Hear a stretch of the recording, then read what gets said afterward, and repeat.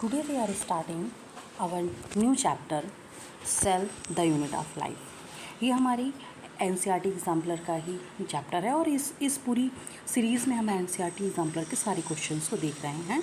तो यहाँ पर हम अपना नया चैप्टर देखते हैं, एक नई यूनिट को देखते हैं जो है यूनिट का नाम है cell the unit of life.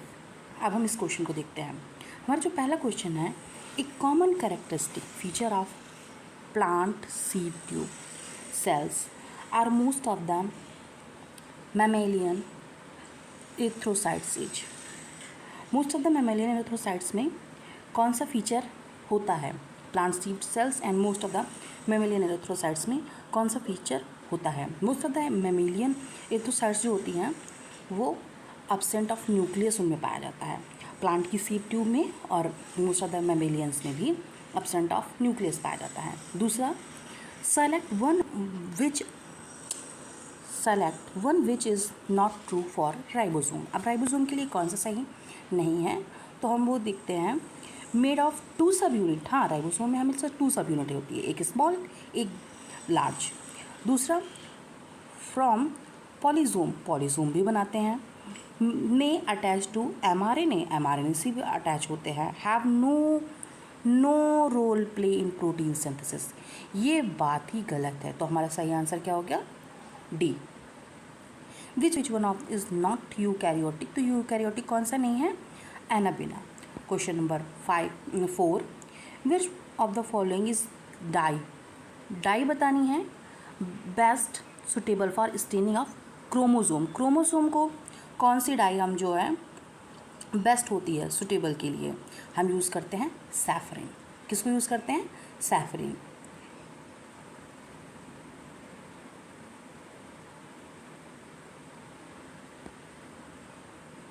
उसके बाद हम क्वेश्चन नंबर 5 पे जाते हैं। Different cells have different size. सभी सेल्स जो होती हैं वो डिफरेंट साइज रखती हैं। Different cells have different size. Arrange the following sales in a ascending order. किस ऑर्डर में करना है? Ascending order of their size के हिसाब से उनको असेंडिंग ऑर्डर में लगाना है। तो हमारे पास कौन कौन से ऑप्शन है? माइकोप्लाज्मा, ऑस्ट्रिच एग, उसके बाद हमारा ह्यूमन आरबीसी और बैक्टीरिया। तो हम ये जानते हैं ना कि हमारा जो माइक्रोप्लाज्मा होता है वो सबसे छोटा होता है। माइक्रोप्लाज्मा सबसे छोटा होता है, सबसे स्मॉलेस्ट होता है। तो हमारा फर्स्ट माइक्रोप्लाज्मा हो गया, ठीक है। नंबर 1 पे हम माइक्रोप्लाज्मा को रखेंगे। नंबर 2 पे हमारा आ जाएगा बैक्टीरिया, क्योंकि हम बैक्टीरिया उसके बाद पाया जाता है, ठीक है। माइक्रोप्लाज्मा के बाद में हमारा बैक्टीरिया होता है। उसके बाद हम ये बात भी जानते हैं कि ऑस्ट्रिच का एग जो होता है वो सबसे बड़ा होता है, मतलब सबसे लास्ट में कौन आना चाहिए? इसको। तो फिर हमारा थर्ड ये हो जाएगा। तो अब क्या हमारा ऑप्शन बना? First, fourth, third, then second. तो ऑप्शन नंबर ए ही हमारा सही आंसर है। तो यहाँ पर हमने अपना सीक्वेंस देख लिया है।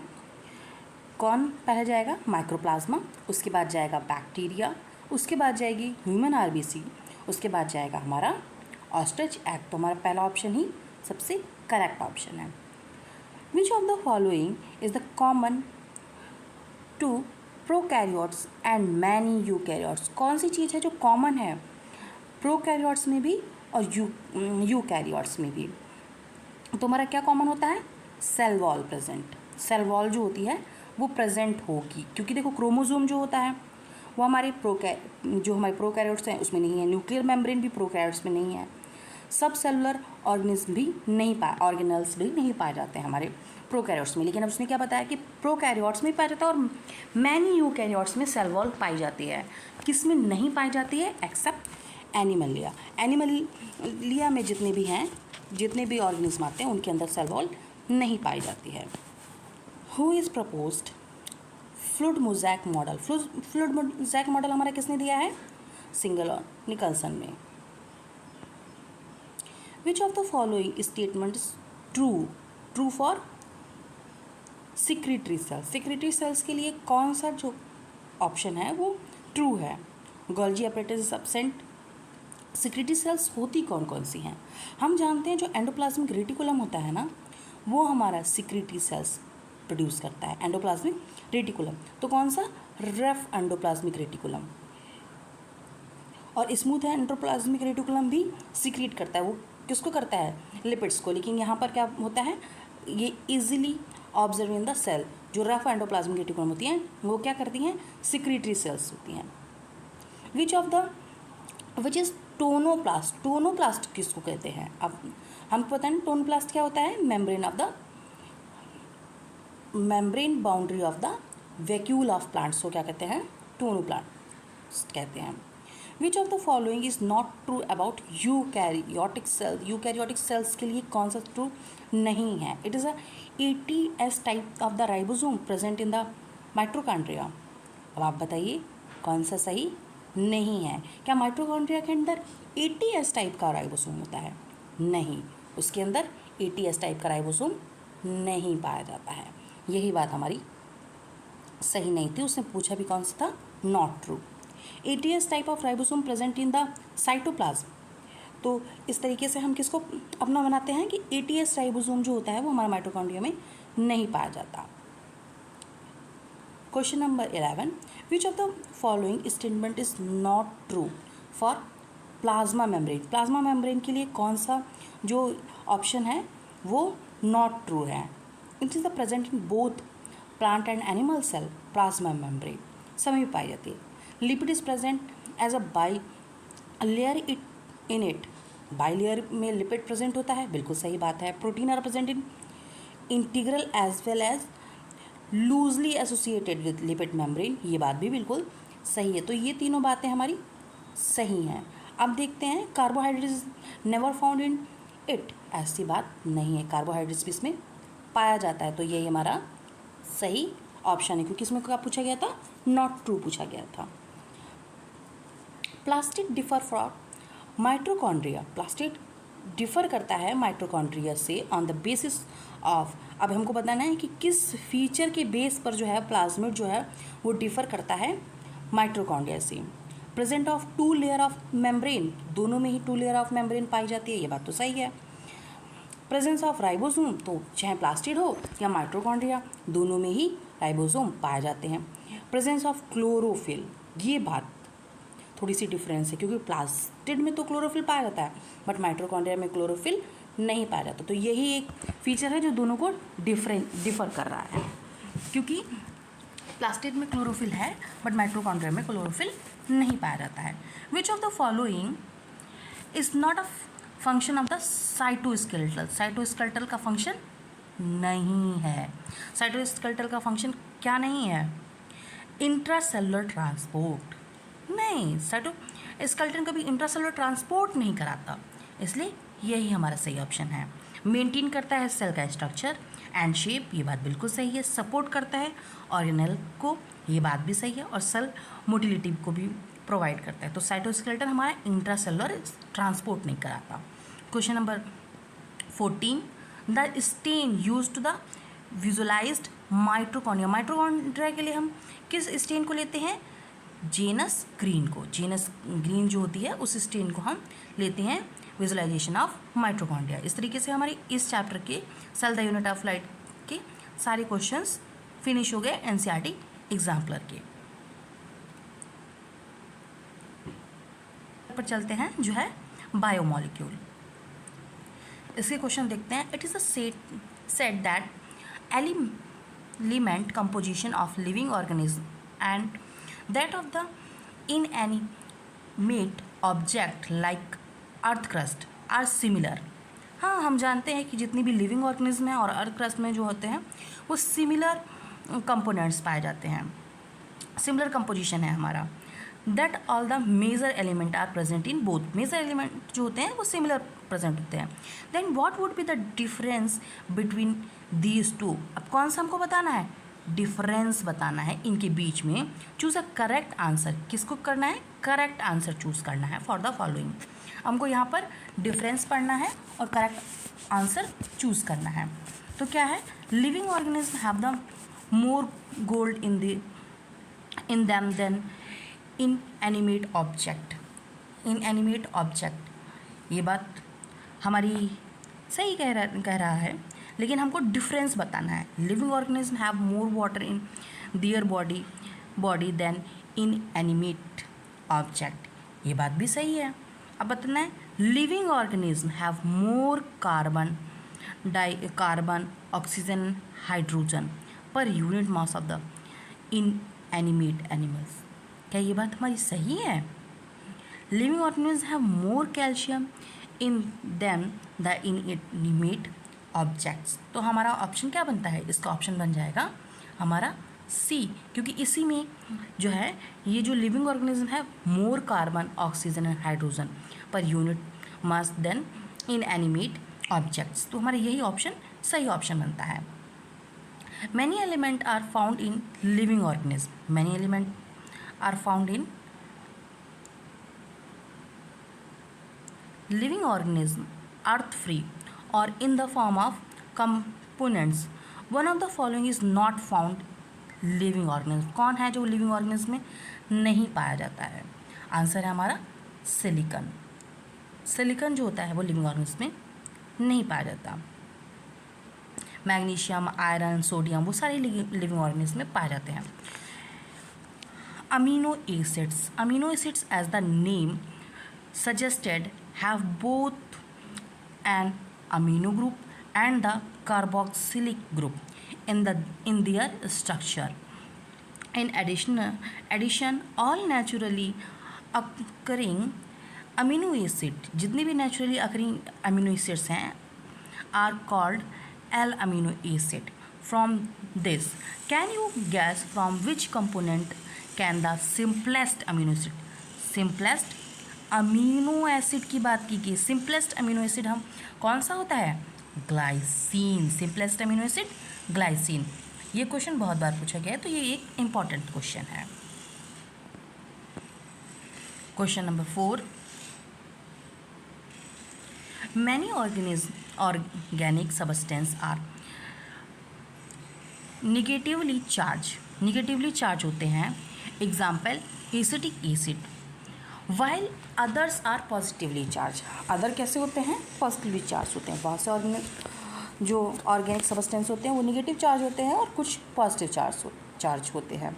Amino acid, ammonium and amino acid under the certain condition would have both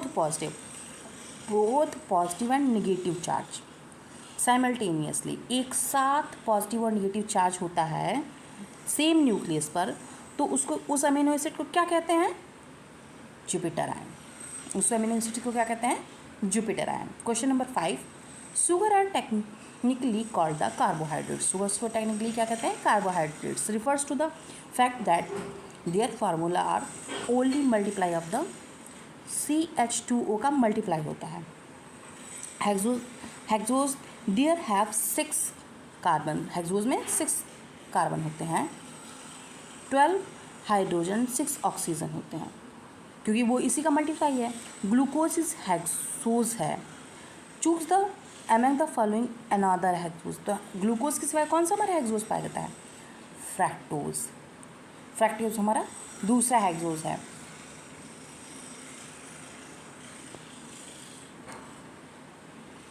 question number 6, when you take cell और टिश्यू पीसेस, सेल या टिश्यू पीसेस लेते हैं एंड ग्राइंड दैम, उनको ग्राइंड कर देते हैं। And acid, it's a mortar and pestle, all the cells biomolecules dissolve in the acid, जितने भी बायोमोलिक्यूल होते हैं वो डिसॉल्व कर जाते हैं एसिड के अंदर। Protein, polysaccharide and nucleic acid are insoluble in mineral acid and get precipitate. The acid soluble component include amino acid, nucleosides, small sugars, etc. When one add a phosphate group to the nucleoside, phosphate group को add किया गया है nucleoside से, get another acid soluble biocomponent called, मतलब ऊपर की जितनी भी हमारी लाइनें दी गई हैं उनसे हमें कोई मतलब नहीं निकल रहा है, हमारी सिर्फ लास्ट लाइन से ही हमारा मतलब निकल रहा है कि जब न्यूक्लियोसाइड में एक फॉस्फेट ऐड करते हैं तो क्या फॉर्म होता है, तुम्हारा क्या फॉर्म होता है? न्यूक्लियोटाइड। इस इतना सब पढ़ाया, बट सिर्फ मतलब की लाइन लास्ट लाइन थी। When a homogenics any tissue is an acid, the acid soluble pool represent acid soluble pool क्या रिप्रेजेंट करता है हमारा? acid soluble pool जो रिप्रेजेंट करता है वो साइटोप्लाज्म करता है। Question number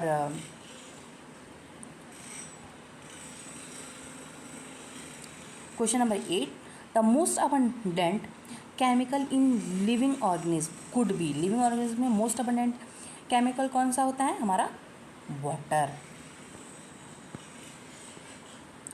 question number 9, A homopolymer has only one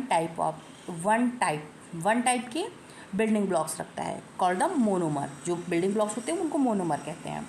repeatedly N number of time जब मोनोमर्स जोड़ते हैं तो वो क्या बन जाते हैं?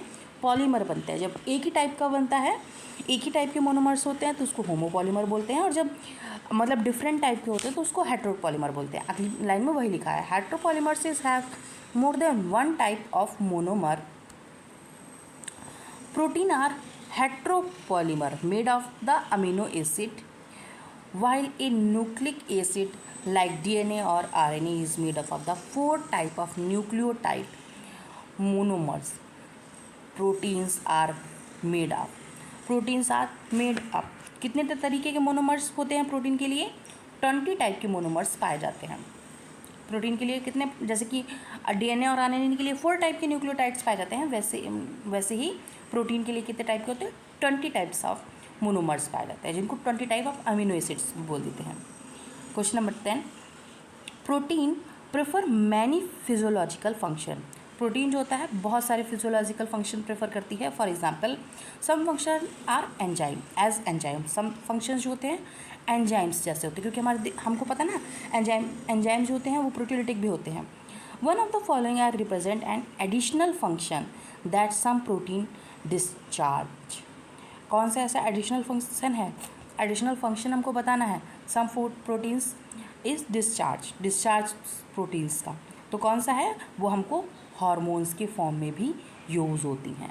अदर फंक्शन कौन सा है? हार्मोन, एंजाइम के साथ साथ हार्मोन के फॉर्म में भी यूज़ की जाती हैं, क्योंकि एंटीबायोटिक्स प्रोटीन नहीं होती हैं। पिगमेंटेड कॉन्फेरिंग कलर ऑफ स्किन, नहीं, ऐसा भी प्रोटीन नहीं करती हैं। Pigments making colour of flower, ऐसा भी प्रोटीन नहीं करती। तो प्रोटीन क्या करती है? हार्मोन्स की फॉर्म में भी यूज़ होती हैं। Glycogen is a homopolymer. Glycogen जो होता है वो किसका बना होता है? बना होता है ग्लूकोज का। ग्लूकोज यूनिट जो होती है वो ग्लाइकोजन का मोनोमर होता है, इसीलिए ग्लाइकोजन जो होता है वो बहुत सारे ग्लूकोज यूनिट से मिलकर के बना होता है। The number of ends glycogen molecule would be. कौन सा ग्लाइकोजन मॉलिक्यूल के नंबर ऑफ एंड्स कितने होते हैं? Equal to the number of branches plus 1। Glycogen molecules के क्या होता है? देखो जितनी भी ब्रांचेस होंगी ना इसके अंदर, उन सारे ब्रांचेस के नंबर प्लस वन किसके लिए? मेन ब्रांच के लिए लिया जाता है, इसीलिए इसका क्या होता है? n+1 इसका फॉर्मूला होता है। n नंबर क्या होती है? ब्रांचेस, n बराबर ब्रांचेस का नंबर और +1 करके हम किसको कर देते हैं? नंबर ऑफ एंड्स को फाइंड कर सकते हैं। A pure protein should be normally have. Pure protein क्या रखती है? वो रखती है 2 एंड्स को रखती है। प्योर प्रोटीन क्या नॉर्मली किसको रखती है? 2 एंड पाए जाते हैं प्योर प्रोटीन के अंदर। Enzyme are biocatalyst. Enzyme biocatalyst होते हैं। They catalyst biochemical reaction. ये बायोकेमिकल रिएक्शंस में होते हैं, इसीलिए इनको बायोकैटलिस्ट कहते हैं। In general they reduce activation energy of the reaction. Activation of energy को रिड्यूस करते हैं, जिससे रिएक्शन फास्ट हो जाती है। Many physiochemical process are enzyme mediated. Some example of enzyme mediated reaction are given below. Take the wrong को हमको बताना है कि wrong कौन सी है। अब यहाँ पर देखते हैं, dissolving CO2 in water, dissolving CO2 of water, untwining the 2 strands of DNA, तो हाँ जब हम डीएनए को अनट्विस्ट करते हैं तो हमको एंजाइम की ज़रूरत पड़ती है, तो ये बात तो सही है। Hydrolysis of sucrose, hydrolysis of sucrose में भी एंजाइम ज़रूरत होता है। फॉर्मेशन ऑफ पेप्टाइड बॉन्ड, तो उसके लिए भी हमारा एंजाइम ज़रूरत है। लेकिन dissolving of CO2 in water के लिए हमारा कोई भी एंजाइम नहीं होता है, तो हमारा इसका आंसर क्या बनता है? ए, क्योंकि रॉन्ग बात बतानी थी, तो ए इसका सही आंसर है। इस तरीके से हमने इस चैप्टर को भी फिनिश कर लिया। मूव करते हैं अपने नेक्स्ट चैप्टर पर, cell cycle and cell division. Cell cycle और सेल डिवीज़न ये एक बहुत ही इम्पॉर्टेंट चैप्टर है, और ये जो चैप्टर है इससे हमारे बहुत अच्छी क्वेश्चंस आते हैं। इन क्वेश्चंस को देख के जाइएगा। सबसे ज़्यादा क्वेश्चन इसमें मियोसिस से बनता है। मियोसिस रिजल्ट इन, मियोसिस क्या रिजल्ट देता है? Meiosis production of gametes, gametes को प्रोड्यूस करता है मियोसिस, सही बात है। Reduction in the number of the chromosome, हाँ क्रोमोसोम का नंबर भी रिड्यूस कर देता है। इंट्रोड्यूस ऑफ वेरिएशन, ये बात भी बिल्कुल सही है। ऑल ऑफ द एबव, तो ये सारी बातें सही हैं, तो मियोसिस इन सब को देता है, तो ये बात बिल्कुल सही है। तो इसका आंसर क्या बन गया? D. Eight which stage of the meiosis, meiosis की कौन सी स्टेज जो genetic constitution of gametes finally decided, कौन सी स्टेज जो है वो जेनेटिक कॉन्स्टिट्यूशन को डिसाइड करती है? Anaphase 1, anaphase 1। इसलिए मियोसिस फर्स्ट जो है ना उसको बहुत अच्छे से देख करके जाइए। मियोसिस फर्स्ट बहुत इंपॉर्टेंट है, खासकर मियोसिस फर्स्ट में जो हमारा फर्स्ट स्टेज होती है उसकी सारी स्टेजेस पढ़ के जाइएगा। इसलिए मियोसिस फर्स्ट हमारा बहुत इंपॉर्टेंट है, तो आप इसको ज़रूर देख के जाइएगा।